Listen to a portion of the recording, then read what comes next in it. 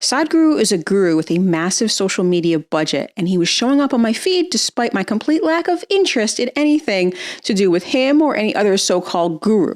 Check out my influencer to cult leader pipeline video. Social media is full of social predators. Sadhguru, aka Jagadish Jagi Vasudev, was exposed by journalist B. Schofield, and I summarized the article for those viewers who did not read it, so most viewers. Plus, I added my sarcastic commentary, as is my right as a YouTuber. He tried to threaten me with Canadian courts, which was a joke. And even in Canada, they don't like their courts weaponized and are strict with anti-SLAPP laws. SLAPP stands for Strategic Litigation Against Public Participation. So basically what cults use to keep people from speaking out against them. The courts have gotten wise to it and they don't like it. Since then, many former followers have come to me with more information, and I have become aware of a couple who Isha is suing for $10 million. They've been suing a former members, a married couple, for $10 million in a defamation case in Tennessee. Their supposed crime, they spoke out against their 20 years plus of experience in the Isha Foundation, and Sadhguru and the foundation didn't like what they had to say. Why is this happening in Tennessee and not in India? Well, Isha is trying to build a massive complex in Tennessee, and this couple is getting in the way.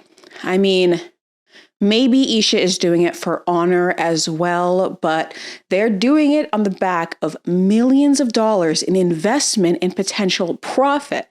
They're even building a golf course. A golf course. How nice. Nothing says soil conservation like a golf course in an area without enough water. Anyway, back to the defamation case. Now, the Tennessee courts have dismissed the defamation part of Isha's suit. They said they didn't prove that there was malice, that these claims were untrue, that Isha had the right to silence them. This couple spoke out about their own experience with the organization. Isha has no right to weaponize U.S. courts to silence them.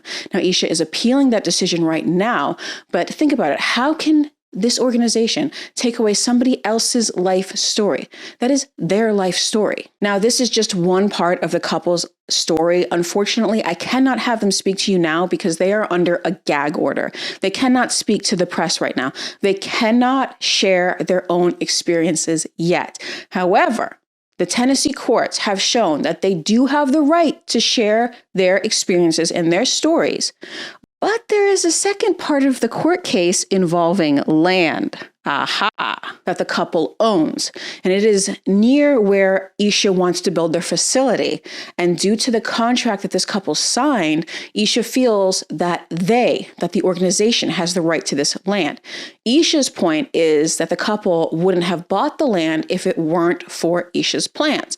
Now, right now, this couple cannot sell that land until this court case is settled. Now, this next part will be really, really interesting. I personally have not seen this contract. I was not there at the signing. However, what this next part will show is how legally binding can this contract be for people who were under coercive control. Also, were they high up enough in the organization for this to be a breach of Isha confidentiality, or is Isha trying to go after all members, no matter how small they are down in the hierarchy? Anyone who defies them, are they up for grabs? For example, were these people managers or were they simply volunteers? It's going to make a big difference. I cannot overstate how strong these two people are. They suffered a great deal at their time at Isha. Their family has suffered. And when they made the realization that, hey, this is not what it's cracked up to be, they tried to warn other members. And that's what prompted the defamation suit. Them just trying to warn other people. Now, since then, they have done much more to warn other members. And this was before the gag order and through their family who also suffered, who are not subject to this gag order. Most cult members will not do that. It is hard. It is so hard to break from your whole community, and it is hard to defy authority, especially when that authority will try to attack you. They will try to go after you using the court. We see that people outside of cults won't even do it because they don't want to stand out and there's no one coming to attack them. So imagine what it takes for a family 20 years on the inside to do this. For them to fight Isha in court and for them to win at least this part of the suit is an extraordinary accomplishment.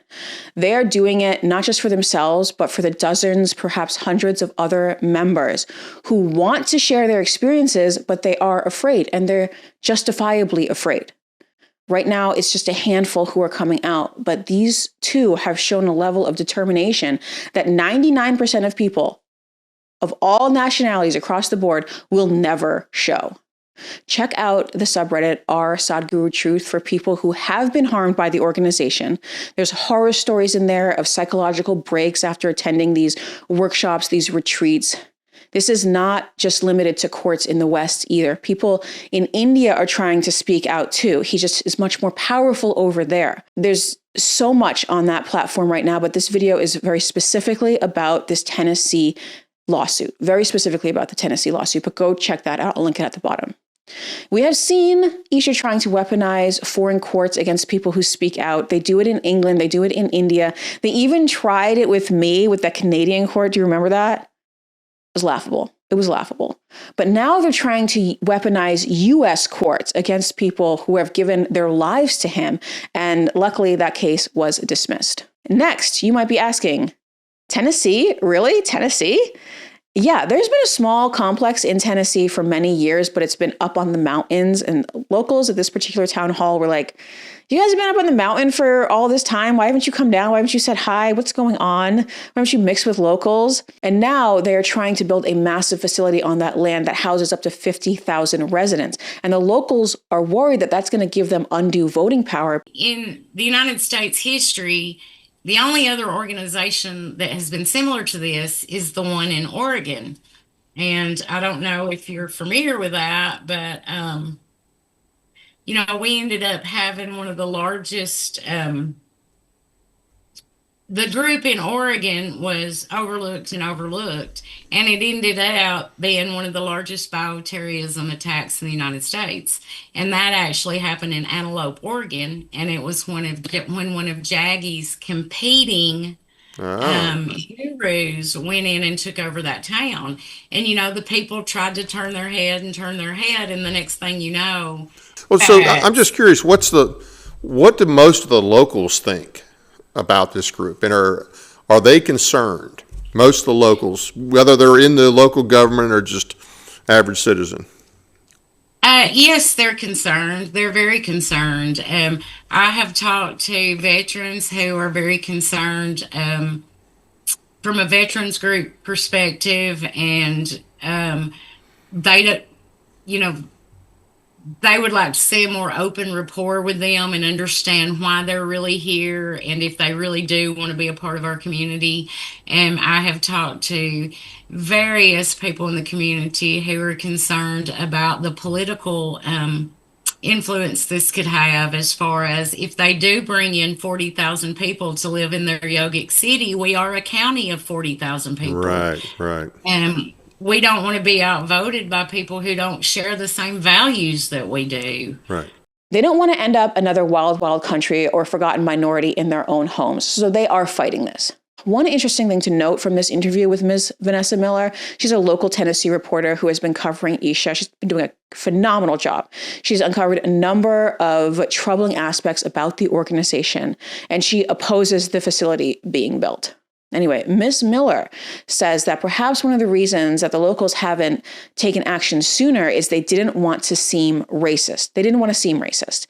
It's hard to believe that something like that could be taking root in Tennessee. But now, are most of the people involved with this from India? Are there locals or just people from around the country?